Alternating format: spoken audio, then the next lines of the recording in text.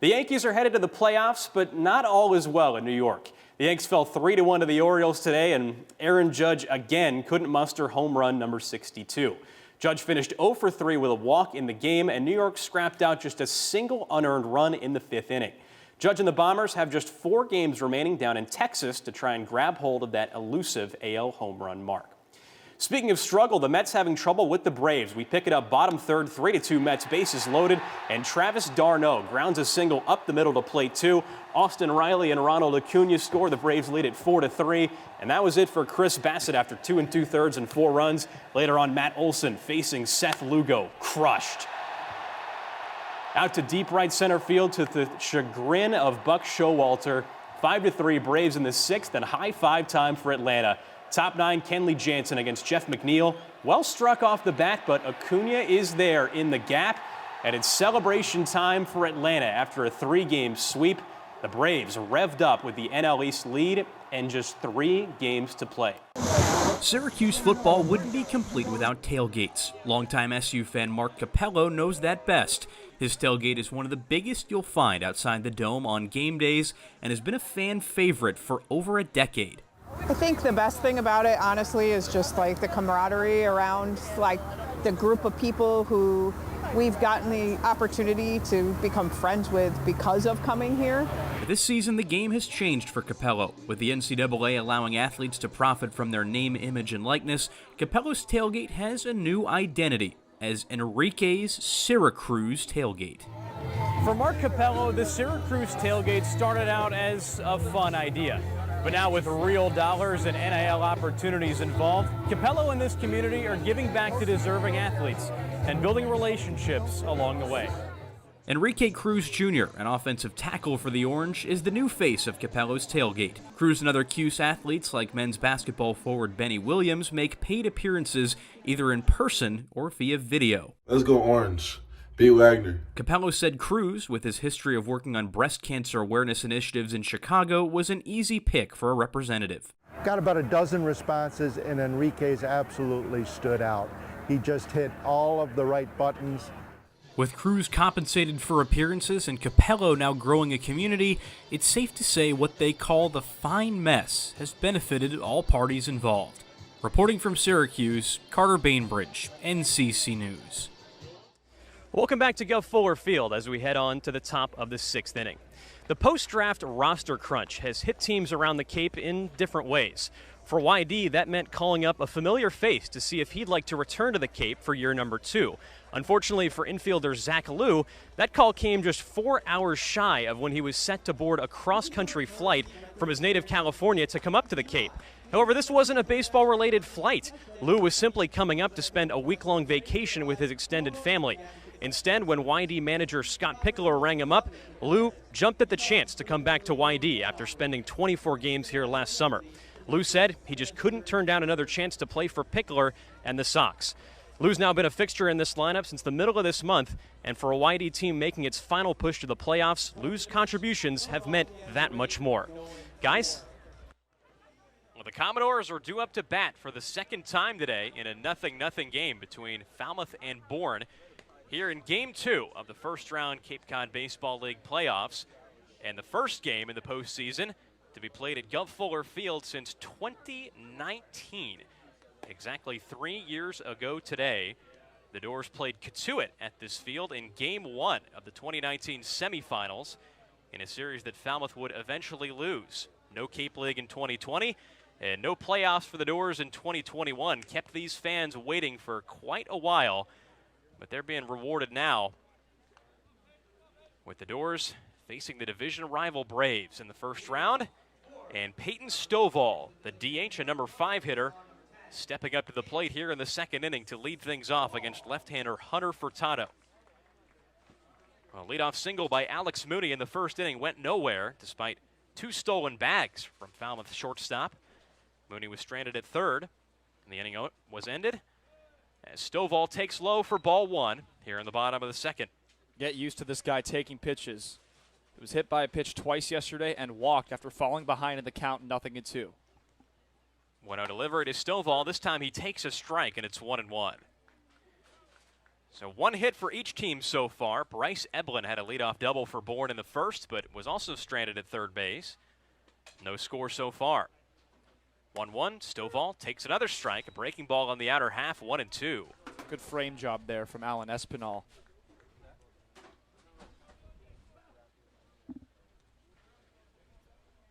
One-two delivery to Stovall. Down it low with a changeup, and Stovall went after it. The throw on to first to complete the strikeouts in time, and that is the third consecutive batter that Furtado has struck out in this game.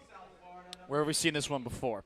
At Doran Park, where the Commodores went down 1, 2, 3, 4, 5, 6 via way of the K. So Brutcher's got to snap it for the Commodores, but if you're Furtado right here, you got to keep going to your arsenal. Mix it up, but don't be afraid to go to consecutive pitches that are the same one.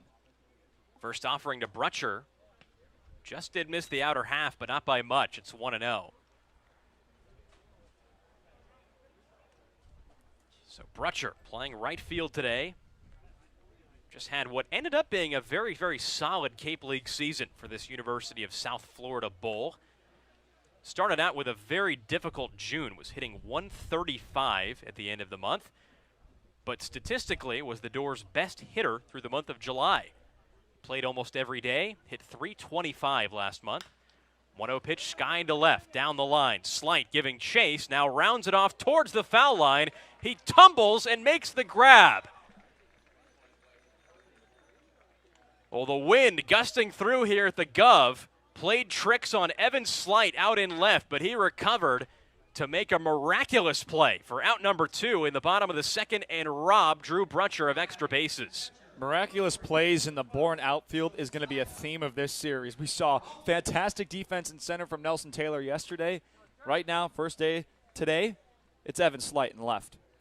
Josiah Cromwick swings at the first pitch and grounds it to third. Eblin, backhand pick, long throw, pulls Brito off the bag, who had to jump, and it now dribbles away from Brito at first base. Cromwick safe, and that's going to be an E5 on Bryce Eblin. Man, what a pick over there at third.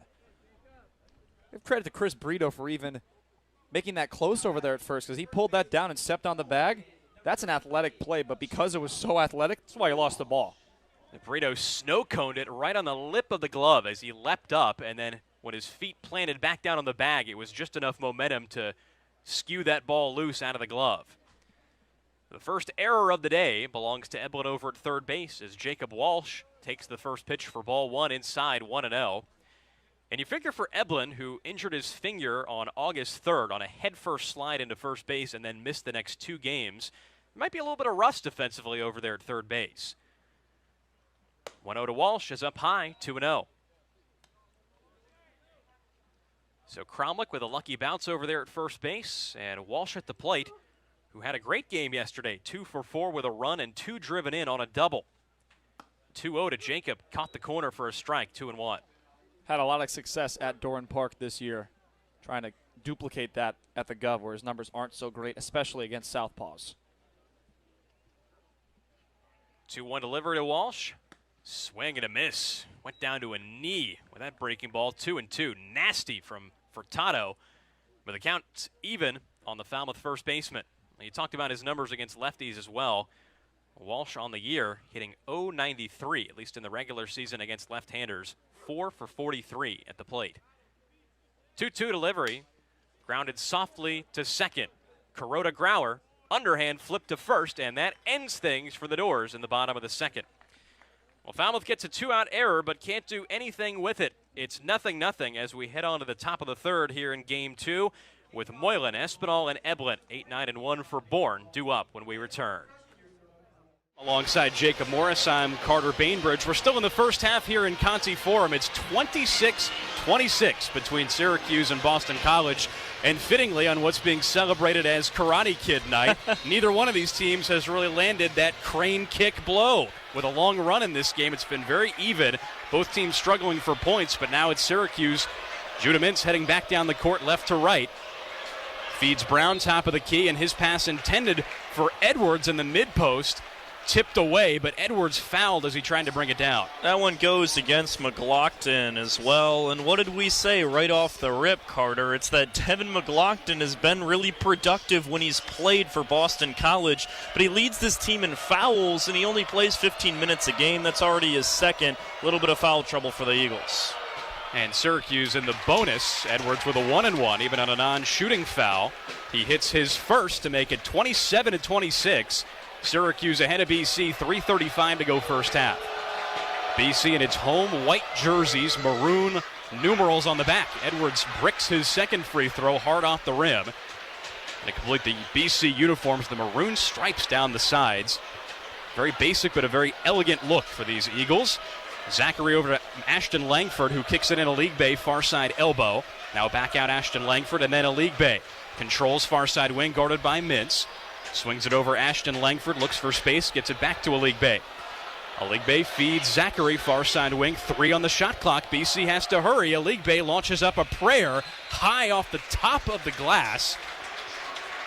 And no good for BC. No dice on that possession. Another strong defensive effort for Syracuse. The 2-3 zone's looking very solid. That one, the worst shot that's been put up by either team so far. Barely hit the top of the backboard. The Orange doing the job on defense. Judah Mintz motors in low post. His attempted shot blocked away by Ashton Langford, who got it out of the air and kept it in bounds. BC back the other way, a league bay, out to Zachary and over to Ashton Langford near side wing. Bounce pass into Bickerstaff, who feeds Zachary far side wing. He drives in baseline. Over to Ashton Langford, who tried a shot in turn from the mid post, and Edwards smacked it away out of bounds underneath the basket. Block number 2 already for Jesse Edwards. That's not a surprise. Leads the ACC with 2.8 blocks per game. He's currently more than 20 blocks ahead of anybody else in the ACC, getting it done once again on the defensive end. Substitution for BC. McLaughlin leaves the game in a spot of foul trouble. On the floor for the Eagles, it's Zachary, Ashton Langford, TJ Bickerstaff, Quentin Post, and Prince Aligbe. Long 3 for Ashton Langford, and from practically half court, he hits. Oh, that one would have been good from Needham. It's 29-27, BC on top of Syracuse. Gerard a 3 the other way from the near corner, no good, but fouled on his way down. Gerard perhaps bailed out again on that 3, but it's been a tough start. Maybe right here as Gerard heads to the free throw line where he's been traditionally one of the best in the entire ACC. Maybe this gets him going. You see a couple go through the hoop. That way behind the arc starts to follow. It's been a struggle so far for Gerard once again. 29-27 BC in the lead, but Gerard's first free throw up and good to make it 29-28 with 2:15 on the clock here in Conti Forum. Gerard's second up and good with a third on the way. Fouled as he attempted a three-pointer. That ties the game at 29. Gerard today, only 7 points, 4 of them from free throws so far. He's just 1 for 5 from the field. Jesse Edwards, meanwhile, leads the Orange with 13 points, 6 of 8 from the field. So one of SU's seniors hot in the first half, the other not. Gerard's third good as well to give Syracuse the lead back 30-29, 2:10 on the clock first half. Ashton Langford back down the floor, BC moving right to left. It's post, far elbow, out to a league bay far corner. Ashton Langford, far side wing, swings it over to Madston near corner. And back out Ashton Langford, another long 3 on the way from the far wing, rattles in and out and punched out of bounds on the baseline. Last touched by a BC player. With 1:53 on the clock, Malik Brown sends an inbound pass to Symir Torrance. Substitutions for the Orange: Justin Taylor, Malik Brown, Symir Torrance, Joe Gerard, and Jesse Edwards are your 5. Gerard controls near side wing, now drives in the low post. He puts up a layup, no good at first, but Malik Brown is there to tap it in. 32-29, Syracuse on top. Courtesy of the 1-2 punch, Gerard and Brown help finish the job. 1:26 to go first half.